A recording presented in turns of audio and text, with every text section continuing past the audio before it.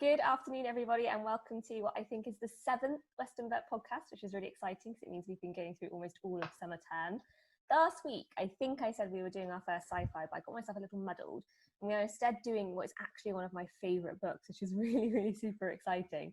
And it's also by one of my favourite authors whose work I kind of quite voraciously collect. So I'm delighted to have Mrs. Gill with us here and delighted to let her introduce this book to you all. So, good afternoon, everyone. And I am going to talk to Miss Sheehan about Ian McEwan, who is also one of my favourite authors. I have collected voraciously and been to a few Cheltenham literary festivals where I've seen him read, which makes it even more exciting. But one of my favourite books is Atonement. And on this hot afternoon, it's really good to be imagining ourselves in that opening few chapters of Atonement. Yes, such a good point. Actually, the weather makes it so significant, doesn't it? That real close heat that we've got. Yeah, can just imagine myself there, and I'd quite like a fountain in my garden. Yes, definitely. Go dunk myself in it and cool down in. So yeah, that would be nice. I think you made such a good point about the start straight away, actually, about how that use of kind of quite clever aesthetic fallacy builds this quite tense scene really, really rapidly. But the narrative is actually split into different arcs and stages, isn't it? Primarily centered around the Tallis family and the young daughter Bryony, who goes on to kind of shift the story. The book breaks itself up into stages of her life. Robbie's, who is their kind of gardener but also close with the family, and Cecilia, her older sister, and it pans this really expensive time period as a result. Do you have a favourite section of the novel? I think it would be the first section, Bryony's life, and I think that's because I identify with the country house. The country house in my mind is very like Western Burt, where I work. Definitely. And my previous time at Renkham. So I've always kind of imagined myself in those homes, but I don't know, because place in literature is really, really important to me as a geographer. So I can't read a book without a very strong identity to place. And therefore, that first section is really meaningful to me. But how accurate my reading of it is, and is it actually a smaller country house and not quite such a grand pile as Western Burt House, is interesting. They certainly think of it as a grand manor themselves, don't they? So yeah, and the library. So I always imagine Western Burt Library. And then the third section, Cecilia's, I identify with. So I think that would be my second favourite. I think because I just see her work as a nurse and World War II and its impact on Britain, and I see that. And I suppose my least favourite section is Robbie's. And I think there's two reasons for that. One is I have never really identified with literature based on war. Okay, I find that very difficult. I don't know whether that's because both my grandfathers fought in World War II and never really spoke about their time as soldiers. It was always kind of secret. Something that was, very much secret. They wouldn't talk about it. And I just don't identify with war literature, or whether I think that the second section is very, very glossed over. And I feel in the novel you never really know about Robbie's time in prison. Yeah, definitely. And then suddenly it's Dunkirk, and you've gone from 1935 to 1939, and you never really know what's happened. And it seems to be two quite dramatic scenes in Robbie's section, which just seem to come out of nowhere. So I feel, if anything, it's a bit rushed. That the first section is very slow, and the heat. the So third tense, isn't it, the section, first section? You can just yeah, feel it culminating into the humongous error that Bryony makes that shapes the rest of the text, and it's quite hard to then move away from that, isn't it? Actually, you're right, into kind of more plodding sections. yeah, and then Cecilia's, obviously I I enjoy that section until I get to the end. Oh gosh. The end is just heartbreaking, isn't it? Every time I Yeah, read it, or even if you watch the film where they've sort of tweaked the ending a bit, but still I think quite effective, it's just devastating. yeah. So devastating. So the first time you read it is very different from any subsequent readings, and I Yes. think this novel, you as soon as you finished it and got to the end, you have to go back and reread it. Had to try and make sense of all the clues as well, I think. Yes, you feel cheated. Yes, definitely. I was A little gutted. bit. I was absolutely gutted. Quite cross, I So think, as yeah, well. so Robbie's, that in terms of favorite, I'd say that's what I identify with the Yeah. least, and I'm angry for him as well. Oh gosh, so yeah. I think it's really interesting how Robbie is the tragic hero, really, the kind of wrongfully accused man in the story, and how little, like you said, how little we really get to see a lot of him and a lot of the consequences on him. But we see so much more of the consequences on Cecilia and on Bryony, who obviously commits what she considers later on in her life a crime. But the setting, I think, is so key because it is set all the way through the kind of early mid 1900s, and you do get that kind of pre-war glamour, and Mm. then the mid-war and post-war after impacts. So it touches on the impact the war had on British life in general. Why do you think McEwan went for World War II though, rather than World War One? Why do you think he chose that period? Is there anything in it that stands out to you for why it works well in the context of the book? I would say, and as I say, I haven't read a great deal of war fiction, either World War One or World War Two. I think World War Two probably works better because I think you can bring more of it back to Britain, Yeah. and therefore, as a plot device, it works better being able to focus on Bryony and Cecilia and what they did during the war. I suppose I'm trying to think what the timeline of. There was quite a lot of World War One literature Yeah. preceding this. So, quite famously, Bird Song, Yeah. and now the trilogy. The The author, Regeneration. Pat yes, Barker's, yeah, I love that. yeah. So there was a lot on that, and then this kind of came out as a bit of a difference by focusing on World War Two. And I think McEwan didn't really give us a lot of a clue about World War Two in terms of the war and the fighting. Because as I say, I think he sort of rushed Robbie's section a bit.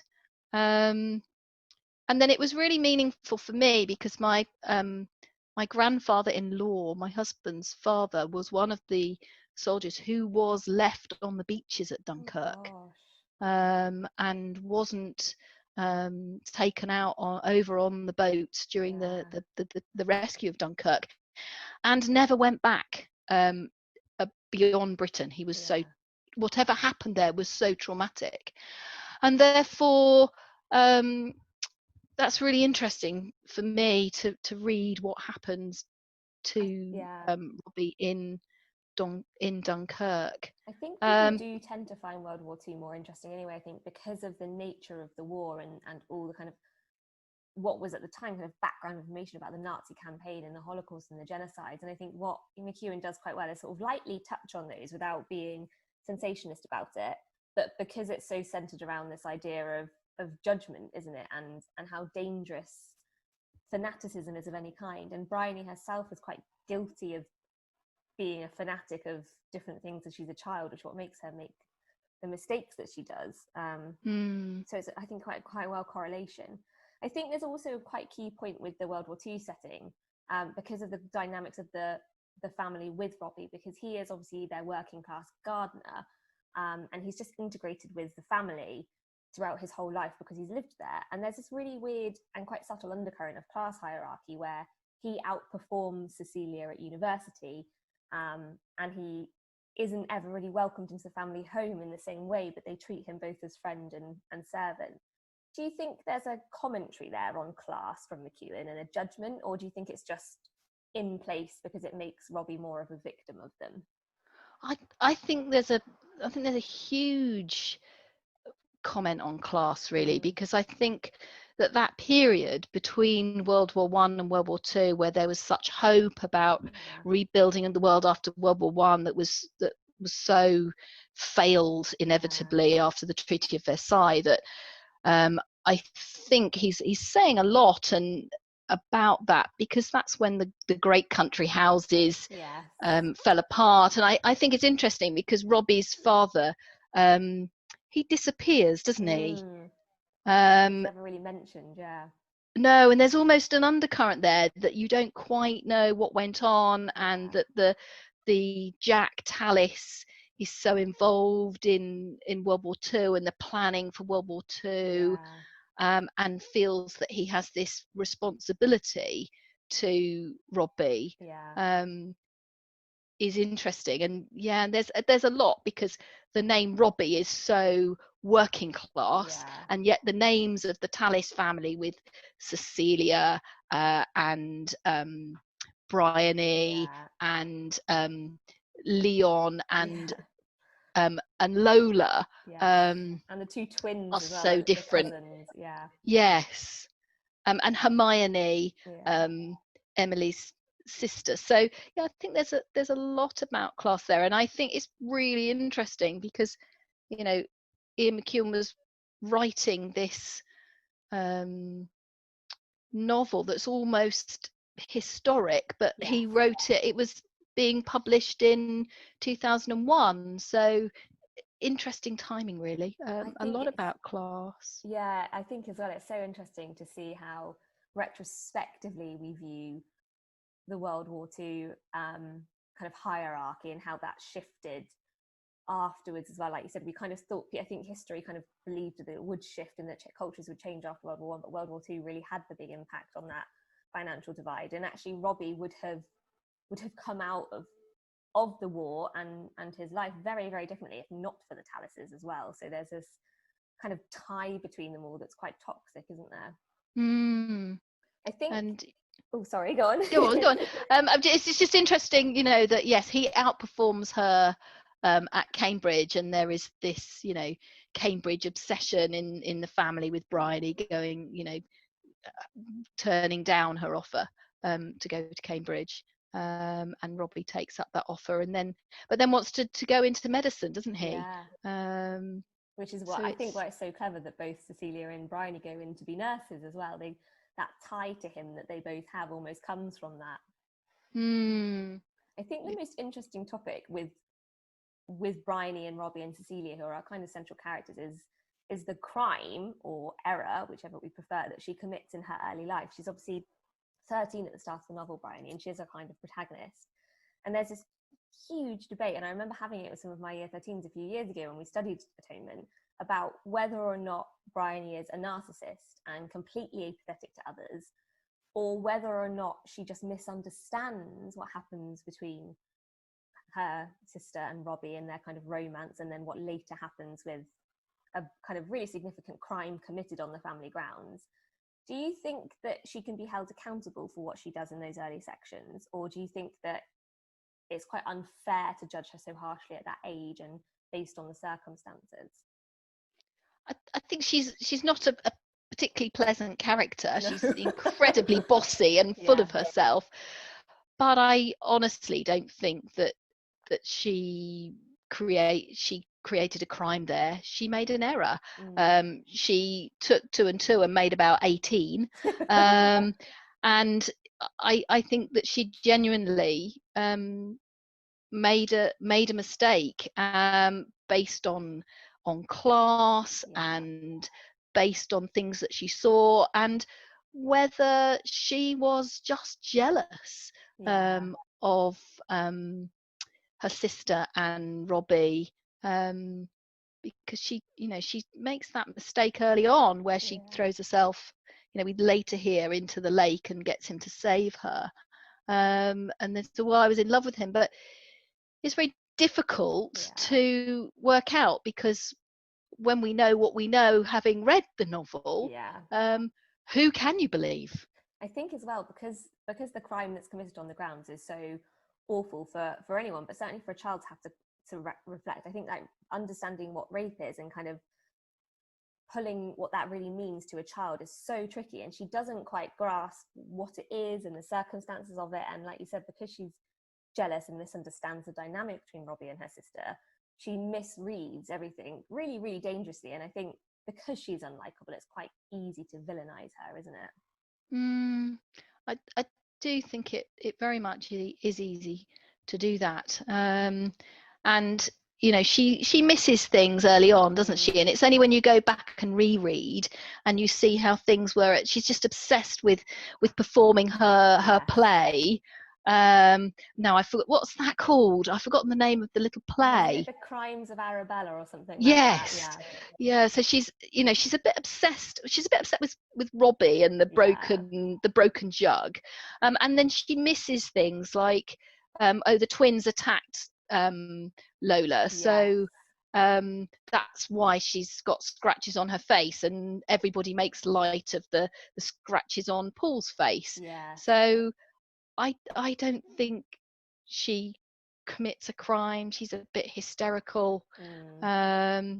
She just makes more of it than she should do, and I think she puts herself in a difficult position later, and other people should have stood up and talked more about what was going on at the time than just arresting Robbie and taking him away. It's so interesting as well, isn't it, that what they do is they pull ranks, like that class thing comes back so strongly. They pull ranks really quickly around their visitor Paul and Lola, the cousin, and Bryony and Leon and Celia, and completely exclude Robbie the minute that his name is even slightly bandied into that accusation. And it's really sad actually that that's a decision they make, because if they've spent all their time with Robbie, they know Robbie, and Paul is just this random man in their home, and it's this awful judgment just because he is working class and just because they suddenly feel that he's this danger to them as a result.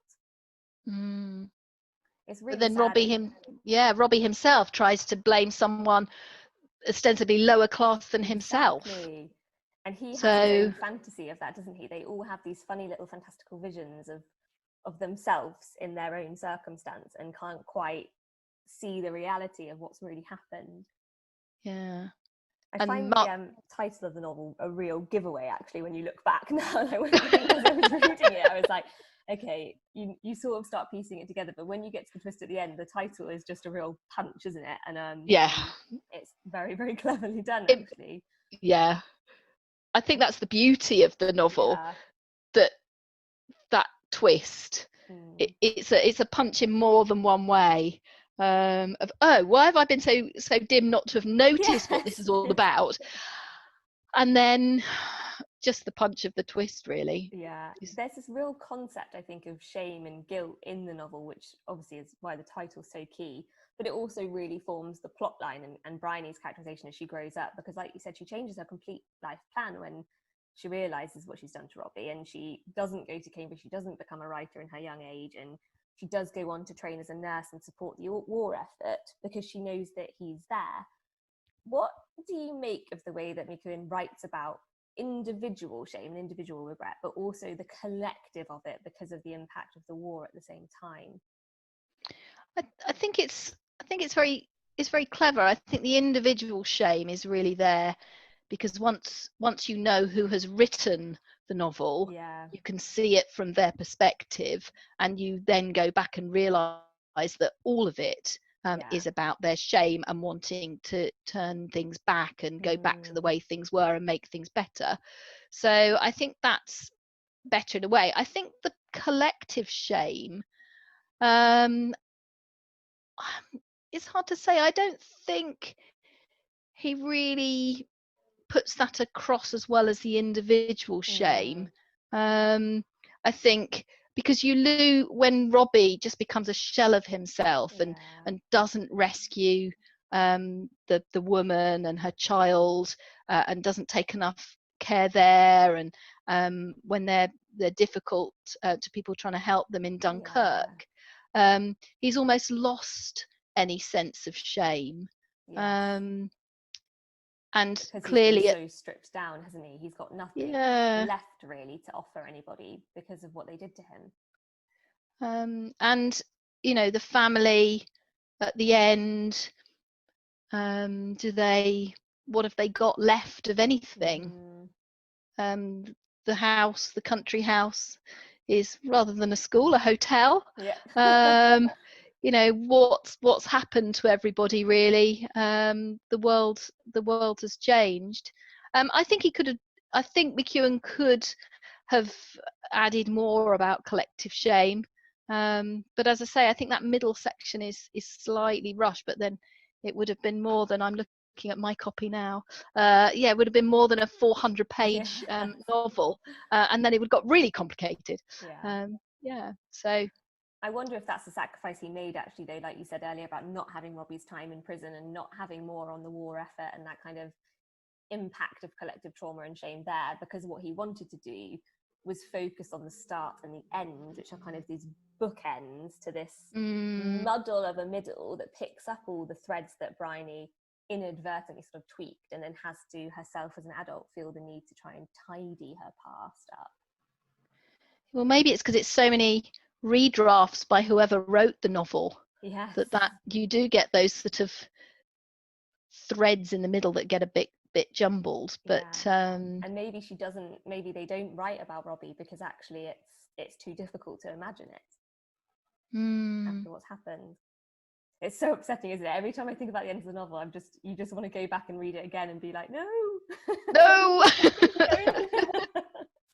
I know the world was theirs, and yes, my hopeless romantic in me same finds it so hard, just as when we talked about which book, and I sort of talked about looking at Chesil Beach and the regrets of that. McEwan writes so heartbreakingly about relationships that are broken for whatever reason, that you just have to sympathize, you cry with those characters. So yes, the punch really, really takes your breath away. It's brilliant, isn't it, as a result as well. I think actually had it ended the way you think it's going to end, it would be considerably less effective as quite an epic tragedy almost. I think it ends as well with an epigraph from Austen's Northanger Abbey, which I also really love, partly just because it's like a gothic parody, but also because it's Austen, which is delightful. But I think what always surprised me about that, actually, I suppose, is that it surprised me that he quoted from Austen in the first place. But I think because the quote that he takes touches on is that issue of imagination and paranoia, which is what she was parodying in that piece. But he talks, I think, as well, when you hear him talk about this book, and if you read interviews with him, he talks a lot about the power of imagination and how, as a writer, he often feels that that's obviously a real tool to him. But here, I kind of feel that he's focusing on its potential for harm instead. What do you make of that? Do you feel like it's a little bit of a warning about sort of story writing and being over fantastical, or do you think that's just something that works for this particular story and this particular character of Bryony? I think he's been really, really clever in this novel, because there are so many books that are contained within it when you begin to think about it. No, I think he likes imagination. I think he's going out to say how powerful imagination can be. I don't think that it's potential for harm from Bryony, because she, as we've said, she doesn't make an error, a deliberate crime. She just makes a silly mistake, and in that way, I don't think it is harmful. I found it really interesting when I first read it, as to why he'd chosen something from Northanger Abbey, and that when you then go back and look at it and you look at what happens, and then you could say, well, that quote is actually saying that Bryony is making an error, and she has been, admitting to ridiculous ideas, and therefore, even as an older woman with vascular dementia, she's never really grown up. She's, Yeah. you know, she's caught within that imagination. It's difficult. It's so clever Yeah. because it takes you one way and then it takes you the other. Yeah, it's a difficult one. The amount of people I know who've read it and come out of reading it or then watching the film just completely ruined is quite astounding, actually. I don't know many books that impact so many people in such a way. I remember some students who I taught with it when we read it and then watched the film. I just remember them all weeping. And I was like, this is how you know it's good. Yeah, it is absolutely brilliant. And I just, as you know, love reading, and I try not to reread Yeah. because life is too short to reread sometimes. Yeah. But that is one that I will always reread because there's always something else to spot, and you can't help but read it twice, having got to the end. Yeah, I think there's a really, like you said at the start, it's the kind of book that you have to go back and reread because you have to understand it all over again. And that can be a really good thing to read it once, read it quite quickly again, take a few years break and then go for it one more time and be like, right, this time, this time I'll make it Yeah. end different. Oh, don't. I was reading a really interesting review of it the other day though, where I think a lot of this review was kind of like a literary criticism about class literature and literature based on class and war.